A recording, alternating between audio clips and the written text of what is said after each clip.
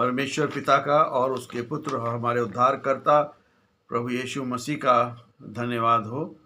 आज का जो मेरा टॉपिक है वो है प्रकाशित वाक्य की पुस्तक, उसका 7 अध्याय 9 और 10, रेवलेशन चैप्टर 7 वर्स 9 एंड 10। और ये प्रकाशित वाक्य श्रृंखला का वीडियो नंबर 37 है।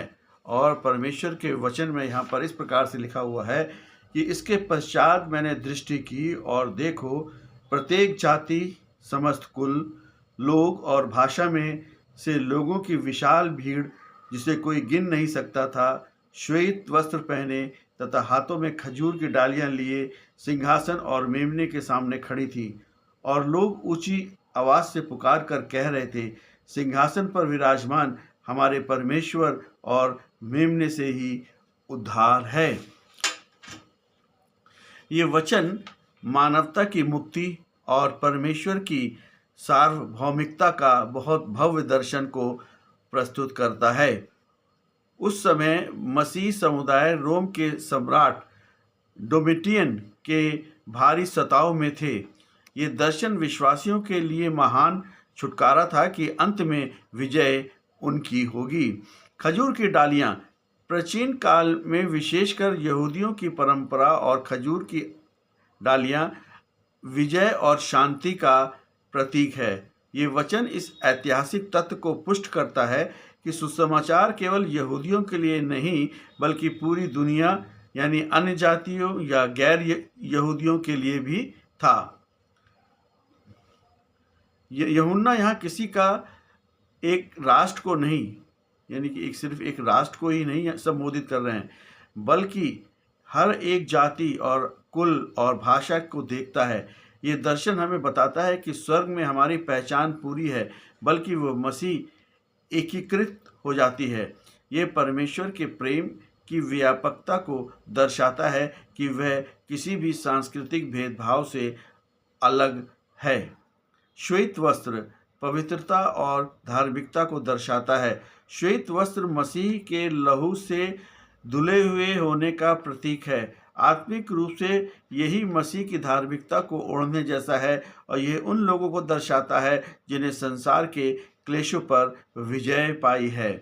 सिंहासन ये परमेश्वर के सर्वोच्च अधिकार और संप्रभुता को दर्शाता है।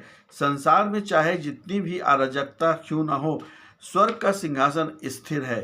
मेमना ये यीशु मसीह के बलिदान का प्रतीक है। ये एक विरोधाभास है। सिंहासन शक्ति का प्रतीक है और मेमना विनम्रता और बलिदान है। आत्मिक विजय शक्ति से नहीं बल्कि आत्म बलिदान और प्रेम से मिलती है।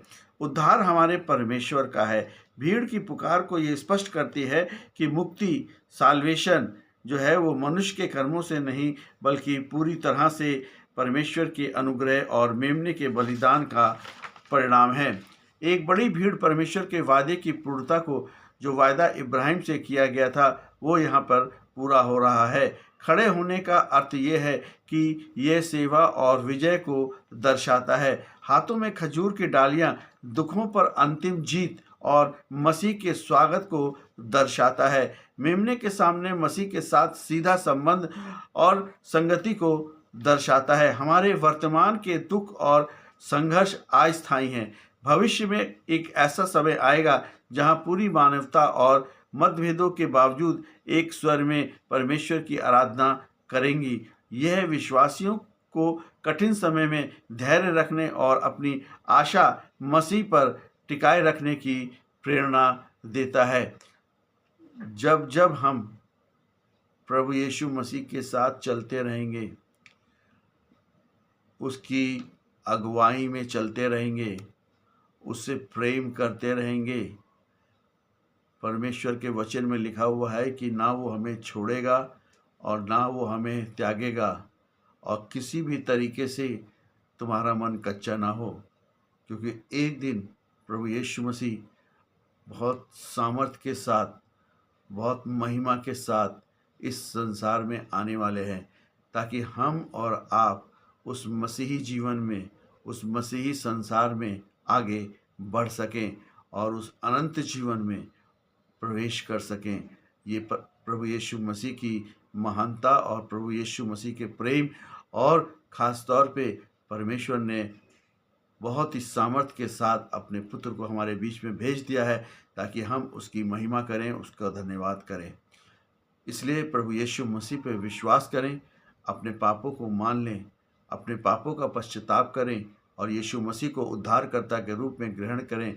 यही मसीही जीवन है और इसी से हम आगे हमें अनंत जीवन भी मिलेगा। आमीन।